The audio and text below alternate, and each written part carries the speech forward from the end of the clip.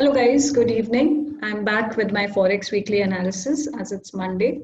So starting with the dollar index chart, as you can see, the last week we expected dollar to go up. Reason being it got rejected at the 200, very strong support, and there's also a trend line, which I can again draw it for you guys. So this is a very strong support area, and market exactly took the support here, and then market went up from there. And if you see last week, market did a proper pullback, it almost 50% pullback and more than that. And then from there, market picked up and eventually again closed like a bullish candlestick closing above. So this confirms, this is a spinning top candle closing above, even more confirms towards the bullish side. So it's a spinning top, next candle closing above the high clearly confirms for buy, right? So that way we should be looking to buy dollar this week as well. Like I said, my eventual target will be till here. That would be my first target because that's the breakout level which happened.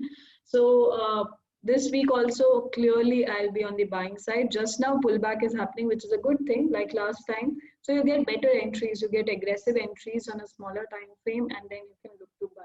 So on a 4-hourly time frame, which I personally use, I would go to 4-hourly and I would wait for proper pullback. So for me, the first pullback level, it is almost there, but we need a bullish candlestick confirmation, something like this, somewhere around this area.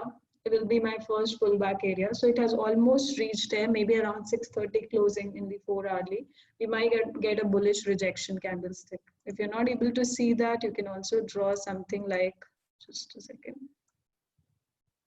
something like this, right? So it's a strong support area. So somewhere around here, if this is breaking, the next support area level will be somewhere around this level. So that we would have to see, but I would look for a buy at a proper pullback. So I'm bullish, I'm clearly bullish for dollar this week as well. So going back to the major pairs before going there, let me check the gold chart, XAU USD. So gold, I will move back to the weekly time frame. So gold, if you see, it has been sideways and it still is, like it hasn't broken out on the upside or on the downside. Ideally, if dollar is bullish, then gold should be falling down. So this week we can expect that. But from a long period of time, that gold has been sideways. If you see the daily chart, you can clearly see that sideways movement. So with gold, I would suggest that sell at the resistance, buy at the support is the best logic to play for gold just now. So once you see a rejection candle today on a daily time frame or in whatever smaller time frame, and then you should be on the selling side, I would suggest at least wait for the daily close. If it's closing below or if it's breaking the resistance on the upside. If it breaks, then you can be on the buying side, but mostly if dollar is bullish, so you should be noticing a fall in gold. So that should be a better correlation because generally it has an inverse correlation most of the times. So that's about gold chart. Now moving to oil. So oil last week we were expecting it to fall because it was at 61.8 level, but it did fall a little, but eventually it went up. But again, it hasn't broken the 61.8 level. We were on the sell side, reason being we were expecting because it was respecting the 61.8 level resistance, right? And that's what was the reason why we were expecting that the market should fall down. But it took a support here. So this also has become a strong support. This is a resistance. The market is playing in between the range here. If I again see a daily chart in this, see there's 200 is acting as a very strong resistance and this one is acting as a very strong support area. What we were talking about, right? This level. So market is in between the range. So market has to break out on either of these side. So though the candle has closed bullish in the weekly time frame, but it hasn't broken the resistance, which is very important to break, like this 61.8. Because anytime market can take a resistance again and you can see a bearish candlestick here. So just I would say if you want to trade oils, go to the lower time frame and buy at the support, sell at the resistance is what you can do. Because till the time market is not clearly breaking out, if it breaks out on the upside, then the next target is still here, like we discussed last time. If it breaks out on the downside, then the next target is somewhere around till here. So oil you would have to wait for the breakout if it's doing, or else it would become range bound again. So that's about oil chart. So buy the support, sell at the resistance in a smaller time frame. Okay, like what we discussed about gold. So very similar scenario, gold, oil, commodities are at the resistance. So if they break out together, or they will take a resistance and we can see a drop from the prices from there. So now let's move to major pairs, starting with Euro USD. So very clearly, it has a very strong correlation.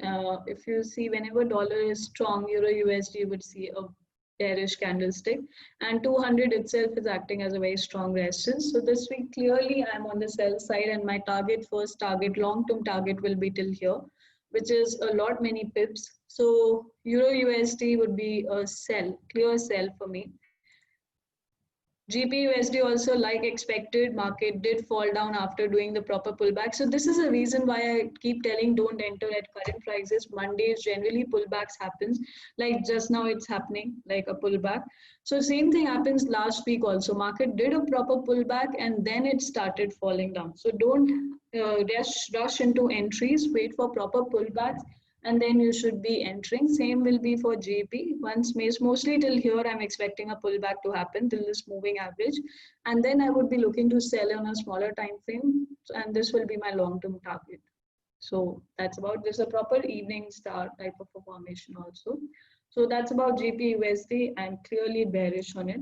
So in between GP and Euro, which is more bearish as an individual currency would have a better match, like you can give more priority to trade against dollar, that you can check in Euro GBP as a chart.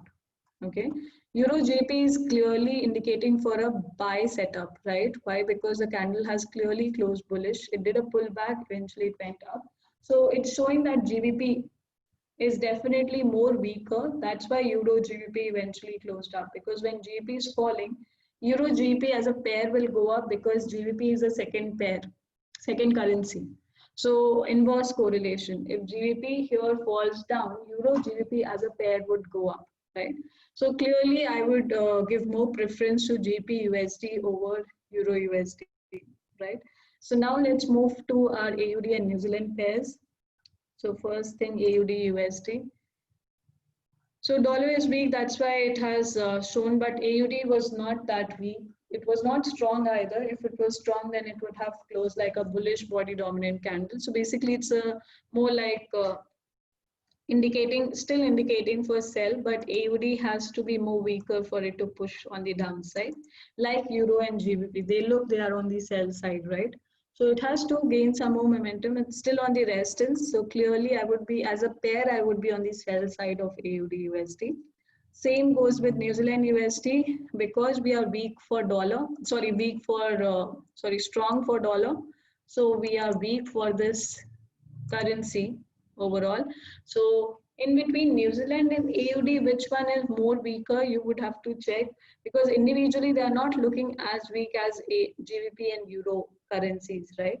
Definitely it's not that much weak, but still we would be on the sell side, because still the overall pattern shows that it's at a very strong resistance. So you can check AUD NCD as a pair. Sorry, AUD NCD. See, AUD NCD is clearly at the resistance. Can you see this 200 moving average? If you want, you can draw the trend line as well. So it's clearly rejecting this area and it's looking to come down. Though the candlestick is also an indecisive candle, because it's half body, half wick, right? Market opened here. Market opened somewhere around here, then market fell down, made a low, eventually went up with the buyer's momentum and pushed down with the eventually at the sellers, because on the daily time frame, if you will see, you can see all that movement happening, see, right? So by the time on Friday when the market closed, it was more of sellers pushing the market on the downside, right? So AUD NCD looks like a sell, which means AUD should be more weaker than New Zealand, right? So in priority of Euro, GBP, AUD and NCD, what I can understand is GBP looks the weakest. If you check against New Zealand, see, clearly looking like a sell. Against AUD, clearly a sell, right? Same goes with Euro, AUD.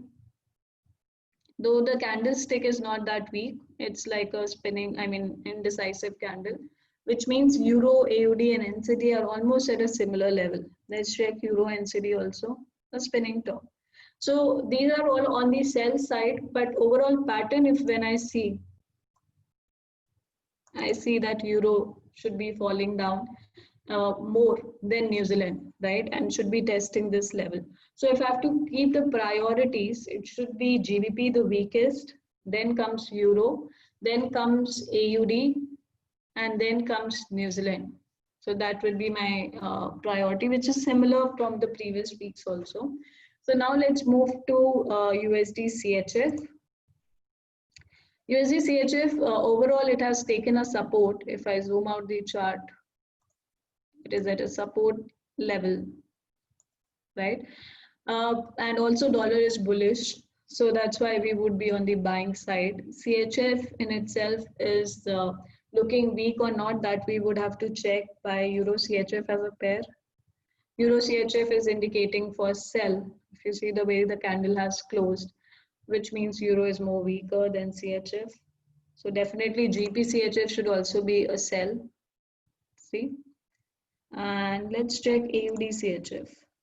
AUD CHF is a spinning top. Reason being, CHF is also equally weak than AUD, and then New Zealand CHF also almost equally weak. So overall, if we have to understand CHF, till last week we were bullish for CHF, but this week it's looking, because see, if you try to understand the correlation, and if you would have been noticing, Euro and CHF generally moves together. So if Euro is weak, okay, CHF also comes on the weaker side. So now we have five currencies on the sell side. The weakest is GBP, then come Euro, then CHF, AUD, NCD. All are on the similar side. Okay, very slight difference between the priority type, but the most highest priority clearly goes to GBP being on the sell side. So definitely I'll be looking to sell that. Now checking USD JPY. So JPY last week we were bullish, we were strongly bullish on that. Reason being USD JPY, though dollar was bullish everywhere, right? This last week also, but again market has closed like a bearish candlestick, which means JPY is stronger than dollar, right? So GP JPY should be a very solid pair. Why GP weak, very weak, and JPY very strong. See, that's what happened last week also. It did a proper pullback. If you would have been on the sell side, you would have made money. This week also let the pullback happen, and then you can short till here. So it clearly looks like a sell. So JPY clearly is strong. So you can trade it against Euro. You can trade it against AUD, New Zealand, CHF, JPY also. See, a clear sell, but it's reaching the support. So the best one would be against GBP, because GBP is the weakest, but other pairs also you can connect, right? So JPY clearly continues with its bullish momentum. And the last one is the USD CAD. So like we discussed in the case of oil, and oil and CAD has a very direct correlation. Whenever oil is strong, Canadian dollar also looks strong. So oil last week was bullish, like it closed like a bullish candlestick. So CAD also should be expected to would have gone up. See, you can clearly see the candlestick, what it has formed. It's an indecisive. Why? Because dollar was also strong, CAD was also strong. So that's why it was sideways movement. It was indecision in the market. This week, depending on the oil movement, you can decide the CAD. So CAD, you can be more on the indecisive side or more on the, depends on the oil movement completely. So if it's take a resistance for oil, then it falls down. So CAD will also become weaker. But currently going with the candle closing, CAD is looking strong. So Euro CAD should be a good sell. See, right? And talking about, let's say GP CAD would be even better. See, it is a very strong bearish close, but you would have to see if it's nearing the support. You can draw a Fibonacci from this low till this high, okay?